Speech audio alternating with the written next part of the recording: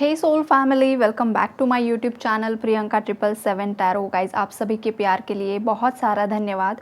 आप सभी लोगों के लिए मेरी यही ब्लेसिंग्स है, यही दुआ है आप सभी के लिए कि आपके जो भी डिज़ायर्स हैं, आपकी लाइफ में जो भी ब्लॉकेजेस हैं, जो भी नेगेटिव स्पेल वर्क है, वो सब नष्ट हो जाए और आपकी लाइफ में अबंडेंस अट्रैक्ट हो। माता लक्ष्मी की अपार जो ब्लेसिंग्स है वो आप पर बनी रहे, यही आप सभी के लिए मेरी दुआएं है गाइज़।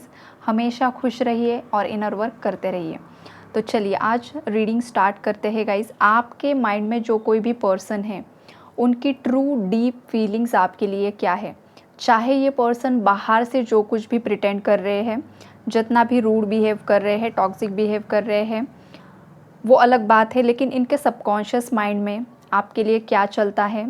जब भी ये पर्सन आपके बारे में सोचते हैं तो उनका दिल क्या बोलता है उन्हें, ये एनर्जीज आज हम चेक करने वाले हैं गाइज। ओके, तो आपके माइंड में जो कोई भी पर्सन है, हो सकता है ये आपके हस्बैंड है, वाइफ है, गर्लफ्रेंड है, बॉयफ्रेंड है, या जो कोई भी रिश्ता है आपका इस पर्सन के साथ, जो पर्सन करंटली आपके माइंड में है, 24/7 आपके माइंड में जो पर्सन चलता है, उन्हीं की एनर्जीज है गाइज ये। ओके, वो पर्सन गिल्ट की एनर्जीज में है। जो भी आपके पार्टनर है, बहुत ज़्यादा गिल्ट है उन्हें। और गिल्ट किस बात का है कि थर्ड पार्टी की बातों में आकर इस पर्सन ने बहुत बड़ी गलती कर दी है। आपके जो भी पार्टनर है ना गाइज, उनका आपकी तरफ देखने का जो नज़रिया है ना, वो बदल रहा है। हो सकता है पास्ट में इस पर्सन ने आपके साथ बहुत ज़्यादा रूड बिहेव किया है, आपके कॉल्स को इग्नोर किया है, आपके मैसेजेस को इग्नोर किया है, सीन कर कर भी आपको रिप्लाई नहीं किया है। आपने बहुत बार इस पर्सन को कन्विंस करने की कोशिश की थी, लेकिन इस जो इंसान है, ये जो कोई भी पर्सन है आपका, मेल फीमेल जो कोई भी है, उन्होंने ना आपको प्रॉपरली रिप्लाई नहीं किया है। मतलब विदाउट एनी स्ट्रॉन्ग रीज़न दिए बिना ही ये पर्सन आपकी लाइफ से चले गए और आपको नो कांटेक्ट जोन में डाल दिया, या बीच बीच में आपसे बातें करते थे, लेकिन इस पर्सन ने कभी भी आपको क्लैरिटी नहीं दी, आपके फ्यूचर को लेकर कभी भी क्लैरिटी नहीं दी। तो इन्हीं सब बातों का पछतावा इस पर्सन को हो रहा है। इस पर्सन की खुद की ही एनर्जीज़, खुद के ही थॉट्स इसे ना, मतलब सुख चैन की सांस नहीं लेने दे रहे हैं। इस पर्सन के खुद के ही थॉट्स, इस पर्सन ने पास्ट में इतनी ज़्यादा गलतियाँ की है ना, इस पर्सन के लाइफ डिसीजंस हर बार गलत रहे हैं। ये इस पर्सन की फीलिंग्स थी। आपके लिए ही नहीं, हो सकता है करियर को लेकर भी इस पर्सन का डिसीजन गलत रहा है। इस पर्सन ने जो भी लाइफ के बड़े बड़े डिसीजंस लिए हैं ना, वो हर बार गलत ही साबित हुए हैं।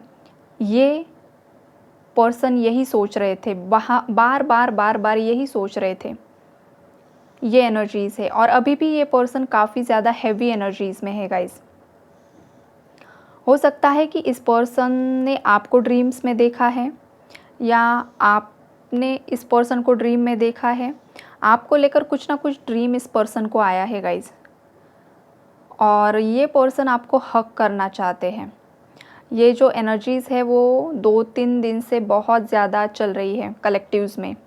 आपके जो पार्टनर है ना, काफ़ी ज़्यादा मिस कर रहे हैं आपके टच को, आपको हक करना चाहते हैं, और बहुत कुछ एनर्जीज़ है गाइस यहाँ पर, आप समझ लीजिए। ओके, तो ये एनर्जीज़ है यहाँ पर। ये पर्सन हो सकता है कि आपको मिलना चाहते हैं।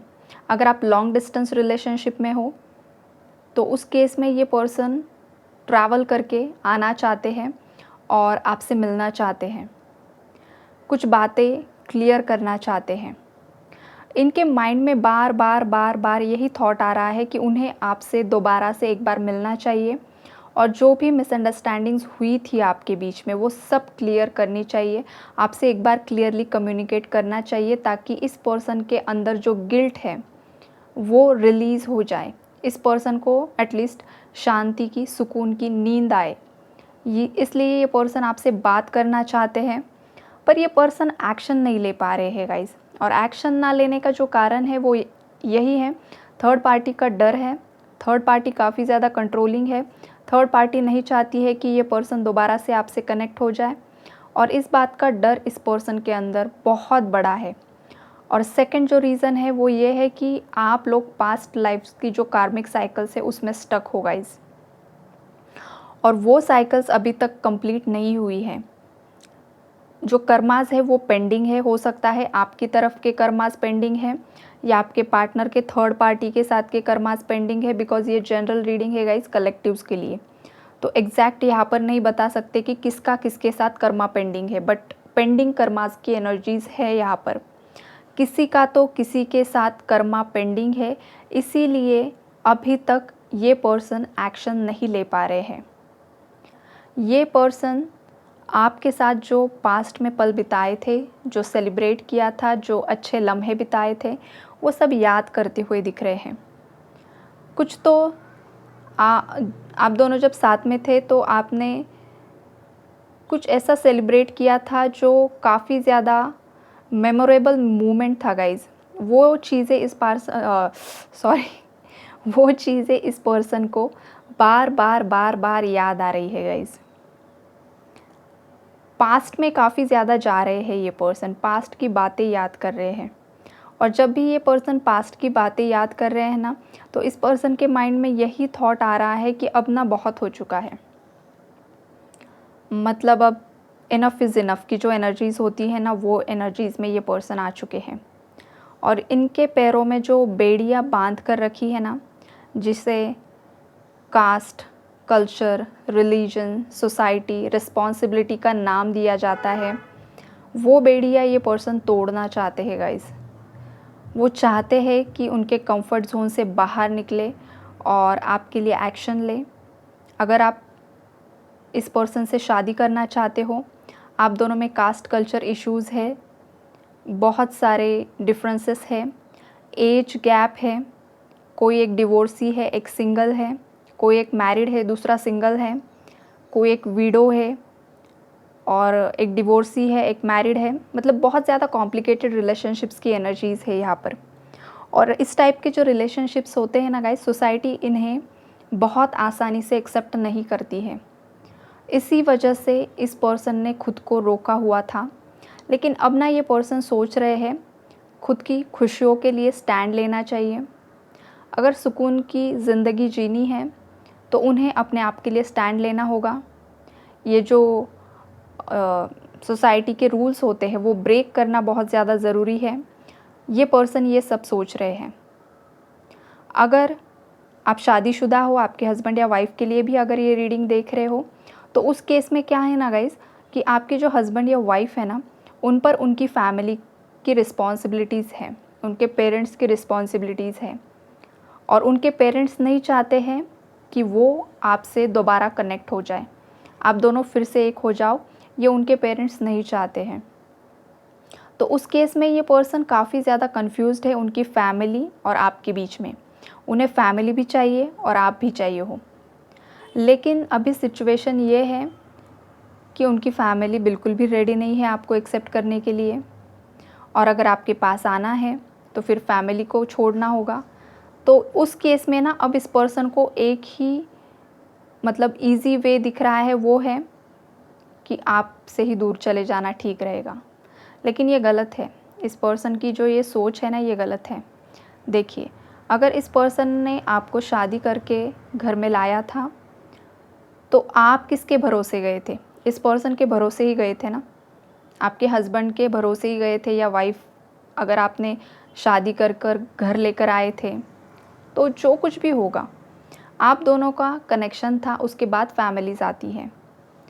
तो अगर ये आपके हस्बैंड है, हस्बैंड के लिए आप देख रहे हो ये रीडिंग, तो उस केस में इस पर्सन की भी गलती है गाइज़।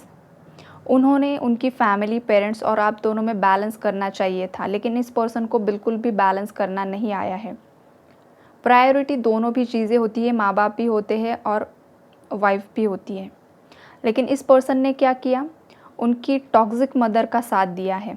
और चलो, इनकी मदर अच्छी होती, इनकी बहन अच्छी होती, पॉजिटिव एनर्जीज़ यहाँ पर पिक होती, तो वो अलग बात है, लेकिन थर्ड पार्टी की एनर्जीज़ काफ़ी ज़्यादा टॉक्सिक है, थर्ड पार्टी काफ़ी ज़्यादा कंट्रोलिंग है, थर्ड पार्टी को बस पैसा, प्रॉपर्टी चाहिए। अगर ऐसी औरतों का ये इंसान साथ देंगे तो उनकी लाइफ में क्या आएगा? डाउनफॉल ही आएगा ना। गलत लोगों का साथ जब भी कोई इंसान देता है तो उसको यूनिवर्स इन रिटर्न में गलत ही देता है। इस पर्सन को लगा था कि मेरे माँ बाप का साथ देकर मैं बहुत बड़ा कुछ महान बन जाऊँगा, महान आत्मा। नो, अगर आपके माँ बाप सही है, जेन्युइन है, डिवाइन सोल्स है, उस केस में बात अलग होती है। अगर माँ बाप भी गलत हो सकते हैं, ऐसा नहीं कि माँ बाप है इसका मतलब सबके माँ बाप सही होते, नहीं नहीं। बहुत बार माँ बाप ही बच्चों की ज़िंदगी ख़राब करने में रिस्पॉन्सिबल होते हैं, लेकिन ये बातें बहुत कम लोग बोलते हैं। लेकिन ये रियलिटी है गाइज़, ये सच्चाई है लाइफ की। बाहर जितने भी शादीशुदा लोगों की लाइफ स्पॉइल हुई हुई है ना, उसका रीज़न जाके पूछिए। और आप जो रीडिंग्स देख रहे हो आपको खुद ही पता है कि क्या खिचड़ी पकती है घरों के अंदर। और जो मेल होता है ना, उसकी जो ज़िम्मेदारी होती है वो ये होती है कि दोनों के बीच में बैलेंस करके चले। और जिस इंसान को ये बैलेंस बनाना नहीं आता है ना, समझ लो उसकी शादीशुदा लाइफ मतलब ख़राब ही ख़राब है। तो ये पर्सन उन सब बातों को सोच भी रहे थे पास्ट में कि किसकी गलती हुई है। इस पर्सन को उनकी खुद की गलतियों का भी मतलब वो महसूस कर पा रहे थे कि इनसे भी गलतियाँ हुई हैं, स्टार्टिंग से क्या हुआ था, क्या नहीं हुआ था। ये सब ये पर्सन रियलाइज़ करते हुए यहाँ पर एनर्जी पिक हो रही है। इंसान गिल्ट में कब जाता है? जब उसे उसकी गलतियों का एहसास होता है। जब कोई इंसान पछतावा करता है तभी कोई इंसान गिल्ट में जा सकता है।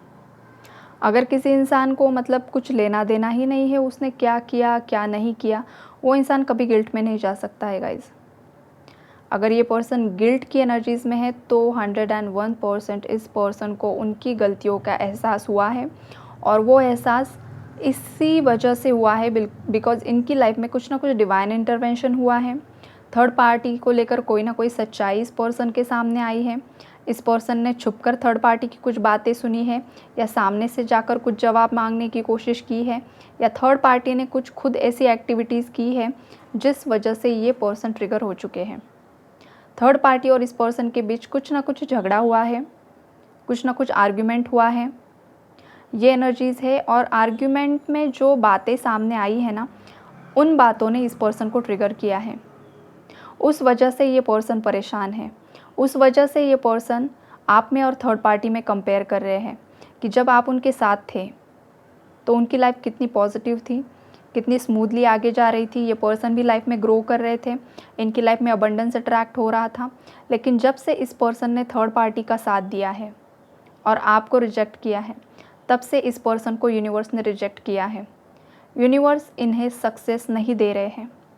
अगर इस पर्सन को लाइफ में सक्सेस चाहिए, माता लक्ष्मी को प्रसन्न करना है, माता सरस्वती को प्रसन्न करना है इस पर्सन को अगर, तो इस पर्सन को आपकी माफ़ी मांगनी होगी। और वो माफ़ी जो होगी वो दिल से होनी चाहिए। ऊपर ऊपर से माफ़ी मांगने से कुछ नहीं होगा। सिचुएशन से भागने के लिए अगर ये पर्सन माफ़ी मांगेगा तो कुछ नहीं होगा। दिल से जब ये पर्सन माफ़ी मांगेगा, पछतावा करेगा, उसने जो भी आपके साथ किया वो गलत था, और जब ये पर्सन आपको एक्सेप्ट करेगा, आपका जो दर्जा है वो आपको देगा, आपका मान सम्मान आपको दोबारा से लौटाएगा, तभी इस पर्सन की लाइफ में माता लक्ष्मी इसे ब्लेसिंग्स देगी, माता सरस्वती भी इसे ब्लेसिंग्स देगी। तब तक इस पर्सन की लाइफ में ब्लेसिंग्स अट्रैक्ट नहीं होगी। बार बार बार बार ट्रिगर्स पर ट्रिगर्स मिलते रहेंगे, टावर मोमेंट्स आते रहेंगे और कुछ भी नहीं होगा। ये एनर्जीज़ है यहाँ पर गाइज़। ये पर्सन और आप काफ़ी ज़्यादा मिरर कर रहे हो। आप दोनों की एनर्जीज़ एक दूसरे से मैच हो रही है। आप दूसरे की एनर्जीज़ मतलब मिसिंग एनर्जीज़ काफ़ी ज़्यादा स्ट्रॉन्ग है। आपके जो पर्सन हैं वो आपको काफ़ी ज़्यादा मिस कर रहे हैं और उनकी एनर्जीज़ आप तक आ रही है, और इसीलिए आप भी उनके बारे में सोच रहे हो। हो सकता है कि आपके माइंड में उनके लिए कुछ नहीं चल रहा था, लेकिन सडनली बार बार ये पर्सन आपकी माइंड में हावी हो रहा है। वो क्यों हो रहा है? बिकॉज़ उनकी एनर्जीज़ आप पिक कर रहे हो गाइज़। एनर्जीज़ वाइज और वर्ड्स भी हो सकती है गाइज़। अगर ये रीडिंग आपसे रेजोनेट नहीं हो रही है तो इसका मतलब ये है कि आपसे मतलब कि जो मेरे व्यूअर्स हैं, आप भी गिल्ट की एनर्जीज़ में हो सकते हो। मेरे कहने का मतलब ये है, कभी कभी एनर्जीज़ वाइज वर्ड्स आती है। ओके, तो यहाँ पर जो नंबर्स आए हुए हैं, हो सकता है आपको बहुत ज़्यादा 666 दिख रहा है, 333 दिख रहा है, 888 दिख रहा है, 444 की एनर्जीज़ है। अगर ये नंबर्स बार बार आपको दिख रहे हैं तो इसका मीनिंग ये है कि आपके जो भी असेंडेड मास्टर्स है, जो भी आपकी स्पिरिट टीम है, वो आपके साथ बनी हुई है। बहुत ही जल्द आपकी ओवरऑल लाइफ में बैलेंस आने वाला है। जो भी कर्मास है वो कट होकर, बैलेंस होकर दोबारा से आपकी लाइफ में न्यू बिगिनिंग्स आने वाली है। बिकॉज द फूल 0 नंबर का कार्ड होता है। जो भी रायता फैला हुआ है ना, वो रायता आपको ही समेटना होगा। और वो कैसे समेटना होगा?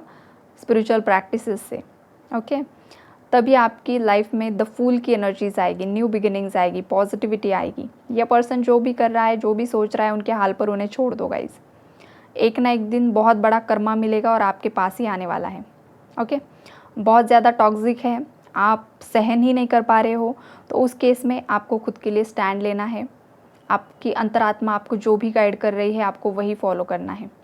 चाहे आप जितनी भी रीडिंग्स देख लो, चाहे आप जो कुछ भी एनर्जी अपडेट देख लो, कभी कभी होता है कि कोई भी रीडिंग रेजोनेट नहीं होती है और समझ में नहीं आता है कि ये क्या चल रहा है, क्या हो रहा है। उसका मतलब ये यूनिवर्स चाहते हैं अभी वक्त आ गया है बेटा, थोड़ा सा मेडिटेशन भी कर लो, दूसरों पर ही डिपेंड मत रहो। जब मेडिटेशन करोगे, थर्ड आई क्राउन चक्रा की एनर्जीज एक्टिवेट होगी तो अपने आप क्लैरिटी मिलना भी स्टार्ट हो जाती है। ओके, तो चलो ये है आज की आपकी रीडिंग। कल मिलते हैं किसी और टॉपिक में। God bless you all, bye bye.